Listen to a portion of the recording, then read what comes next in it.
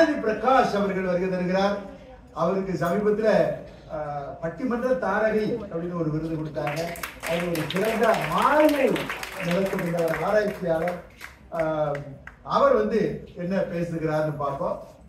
கம்பனுடைய பாடல்கள் தன் மனதை லயித்து நிறைய கம்பராமாயண கருத்துக்களை மேடைகளை முழங்குகிறவர். சின்ன வயதாக இருந்தாலும் கூட ஒரு பக்குவப்பட்ட கம்பராமாயணத்தை எடுத்து ஆய்ந்து பேச வேண்டும் என்கிற எண்ணம் அவருக்கு வந்திருப்பது நம் வாழ்க்கைக்குரிய ஒன்று.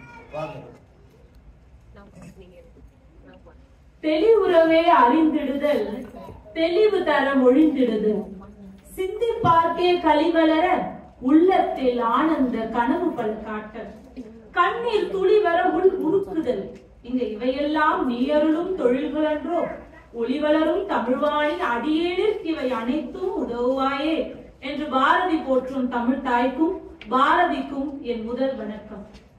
இயல், இசை, நாடகம் என்ற முத்தமிழையும் இங்கு வலம் வர செய்து கொண்டிருக்கும் எங்கள் வழிகாட்டி ஆசிரியர் செம்மல் மதிப்பிற்குரிய முனைவர் மன்னை ராஜகோபாலன் ஐயா அவர்களுக்கும் இந்த நிகழ்வினை சிறப்பு சேர்க்க வந்திருக்கும் சிறப்பு விருந்தினர் அவர்களுக்கும் அறிஞர் பெருமக்களுக்கும் அவையோருக்கும் என் அன்பான வணக்கங்கள். நான் என்னென்ன கருத்தெல்லாம் பேசலாம் என்று நினைத்திருந்தேனோ அதை அனைத்தையும் எனக்கு முன் பேசிய மாணவர்கள் ராமண்ணா, அனுராதா சகோதரி மற்றும் அனைவரும் பேசிவிட்டார்கள். அவர்களுக்கு என் சிறப்பு வணக்கம். முடிந்தவரை அவற்றை தவிர்த்துவிட்டு பேச பார்க்கிறேன். சொல்லாகி கல்வெட்டில் கதையாகி ஏட்டில் பதிப்பாகி அகமாகி புறமாகி இளங்கோ செய்யுளாகி வள்ளுவன் குரலாகி கம்பன் கவியாகி பாரதி பாட்டாகி படிப்போர் மனதை புனிதமாக்கி புகழடைய செய்வதுதான் தமிழ். அப்படிப்பட்ட தமிழை பாரதி எப்படி பார்த்தான், படித்தான், ரசித்தான், வியந்தான் என்பதை பற்றித்தான் நான் பேச போகிறேன். 5 வயதில் தன் தாயை இழந்த பாரதி தமிழை தன் தாயாக பார்த்தான்.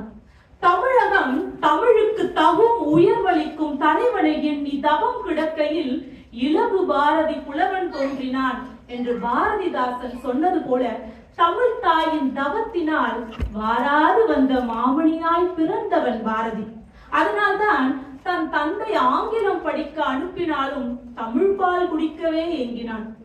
ஆங்கிலம், சமஸ்கிருதம், ஹிந்தி, தெலுங்கு, மலையாளம், பிரெஞ்சு, வங்காளம் போன்ற பல மொழிகளை கற்றறிந்திருந்தாலும் யாமறிந்த மொழிகளிலே தமிழ் மொழி போல் இனிதாவது எங்கும் காணோம் என்று சொல்லி மொழிகளுக்கெல்லாம் முதன்மையாக தமிழை வைத்தான். அந்த தமிழுக்காக தன் வாழ்நாள் முழுவதையும் அர்ப்பணித்தான். நிராகரிப்பு, பசி, பட்டினி, பிணி, பணப்பிரச்சனை, மற்றவர்களோடு மனப்பிரச்சனை என அனைத்தையும் தமிழுக்காக அனுபவித்தான். அவன் பராசக்தியிடம் வேண்டுகிறான். பசி, பிணி, பணப்பிரச்சனைகள் எல்லாம் தீர வேண்டும் என்று இல்லை, தமிழை பாட வேண்டும் என்று வேண்டுகிறான். அவன் வேண்டுதல் சொல்கிறேன் கேளுங்கள். பராசக்தி, காலையில் கண் விழிக்கும் பொழுதே பணப்பிரச்சனை, நான் என்ன செய்வேன்? உன் மகா அற்புதமான இந்த உலகத்தை எப்பொழுதும் கண்டு நான் பாட வேண்டும். அதற்காக என்னை இந்த அற்பமான அரிசி உப்பு பிரச்சனைகளில் இருந்து விடுதலை செய்ய மாட்டாயா? நான் என்ன செய்வேன்? இந்த பண பிரச்சனையால் என்னால் தமிழை பாட முடியவில்லை. நீ தமிழ் பாட விடாமல் இப்படியெல்லாம் அற்ப தொல்லைகளுக்கு என்னை உட்படுத்தி கொண்டிருந்தால் நான் நாஸ்திகனாகி விடுவேன். தமிழ் பாடும் மன தெளிவை கொடுக்கவில்லை என்றால் கடவுளையே நிராகரிக்க தயாராக இருந்தான் பாரதி. மோகத்தை கொன்று விடு, அல்லல் என்ற மூச்சை நிறுத்தி விடு. தேகத்தை சாய்த்து விடு, அல்லால் அதில் சிந்தனை மாய்த்து விடு. யோகத்தில் நிறுத்தி விடு, அல்லால் என்ற ஊனை சுவைத்து விடு. பந்தத்தை நீக்கி விடு, அல்லால் உயிர் பாரத்தை போக்கி விடு. சிந்தை தெளிவாக்கு, அல்லால் இதை செத்த உடலாக்கு. தமிழ் பாடும் சிந்தை தெளிவு இல்லை என்றால் சாகவும் தயாராக இருந்தான் பாரதி. அவனுக்கு வறுமையை பற்றியோ குடும்பத்தை பற்றியோ பணத்தை பற்றியோ கவலை இல்லை. அப்படி இருந்திருந்தால் எட்டயபுர அரண்மனையில் வேலையே இல்லாத வேலை, அரசர் பொன்னும் புகழும் வாரி கொடுத்திருப்பார். அரசருக்கு புகழ் பாடி பொன்னும் பொருளோடும் வேலையே இல்லாத வேலையை செய்து கொண்டு சுகமாக இருந்திருக்கலாம். ஆனால் அரசருக்கு புகழ் பாட பாரதி விரும்பவில்லை. தமிழின் புகழை உலகம் பாட விரும்பினான். அதனால் அந்த வேலையே இல்லாத வேலையை மறுத்தான். அது மட்டுமா, எழுதும் கவிதைகளை ஆங்கிலேயரை எதிர்த்து எழுதாமல் போற்றி எழுதியிருந்தால் அரசாங்க பதவியில் அரச கவிஞராகவே செழித்திருப்பான். ஆனால் பாரதி அதையும் செய்யவில்லை.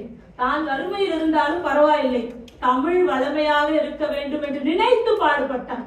தண்ணீர் விட்டா வளர்த்தோம் சர்வேசா, இப்பயிரை கண்ணீரால் காத்தோம் என்றான். ஆம், தமிழ் பயிரை தன் கவிதைகளால் காத்தவன் பாரதி. தன் குருதியை மையாக்கி தமிழ் இலக்கிய பெருமைகளை எழுதினான். ஷெல்லி, ஷேக்ஸ்பியர், வாட்ஸ் விட்மன் போன்ற பல மேல்நாட்டு அறிஞர்களின் கவிதைகளை படித்து வியந்த பாரதி சொல்கிறான், யாமறிந்த புலவரிலே கம்பனை போல், வள்ளுவனை போல், இளங்கோவை போல் பூமிதனில் யாங்கனும் பிறந்ததில்லை. கம்பன் என்றொரு மானுடன் வாழ்ந்ததும், சேரன் தம்பி சிலம்பை இசைத்ததும், தெய்வ வள்ளுவன் வான்வரை செய்ததும் என கம்பனையும் வள்ளுவனையும் இளங்கோவையும் நினைத்து புலராகிதம் அடைகிறான். கம்பன் இசைத்த கவியெல்லாம் நான் என கம்ப கவியில் தன்னையே கரைத்துக் கொள்கிறான். பாரதி இப்படியெல்லாம் பாடியவுடன் தான் மக்கள் கம்பனை காண விரும்பினார்கள், சிலம்பை தேடத் தொடங்கினார்கள், வள்ளுவனை வாழ்க்கையாக்கினார்கள். இப்படி பெரும் புலவர்களை பாமர மக்களுக்கு அறிமுகப்படுத்திய பெருமை பாரதியையே சேரும். தமிழை ஒரு சொர்க்க சுரங்கமாக பார்த்தான். அதாவது சொர்க்கத்தில் வாழும் அமரர்கள், தேவர்கள், அவர்கள் வாழும் வாழ்க்கையும் அவர்களின் சிறப்பும் உங்களுக்கு வேண்டுமா? தமிழை படி என்றான். உள்ளத்தில் உண்மை ஒளி உண்டாயின் வாக்கினில் ஒளி உண்டாகும்.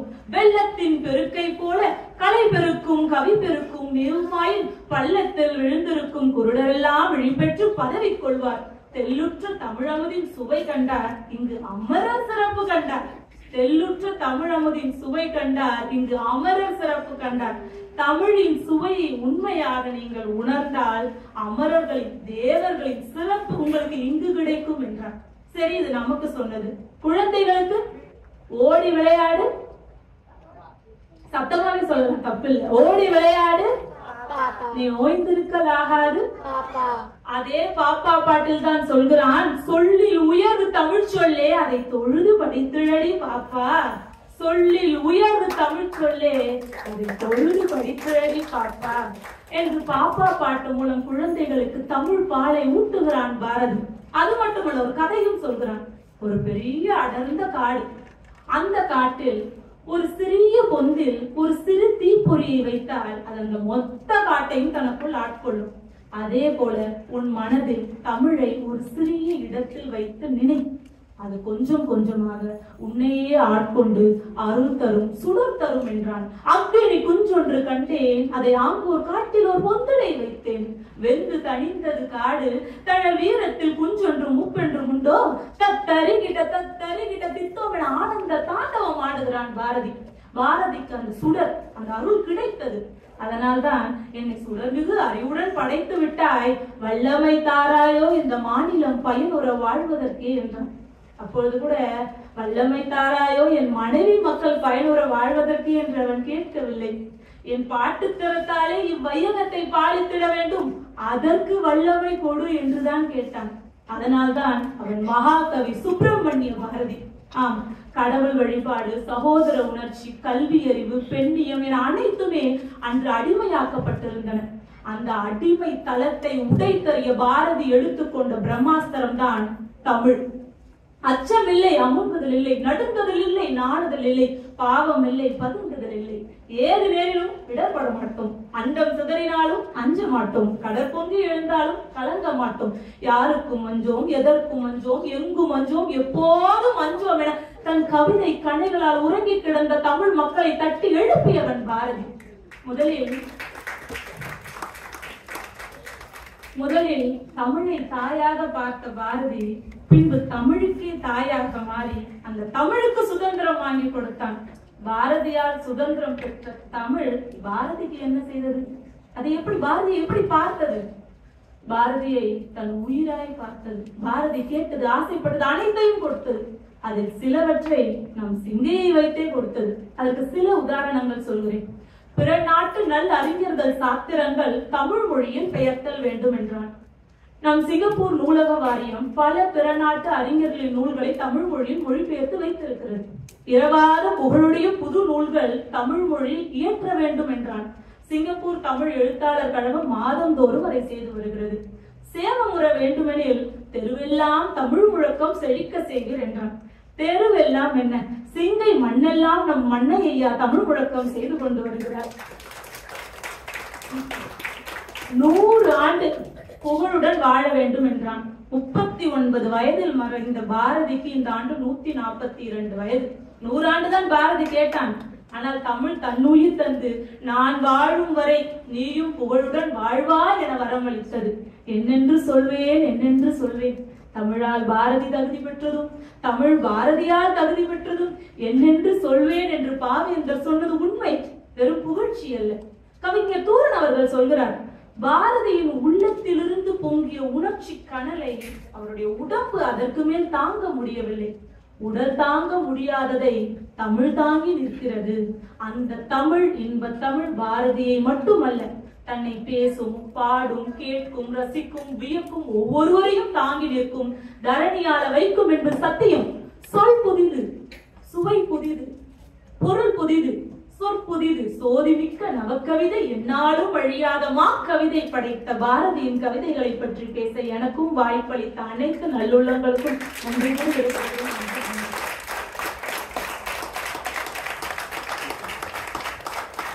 நல்லா பேசினாங்க, சிறப்பா பேசினாங்கன்னு சொன்னா ஏதோ ஒரு சம்பிரதாயமா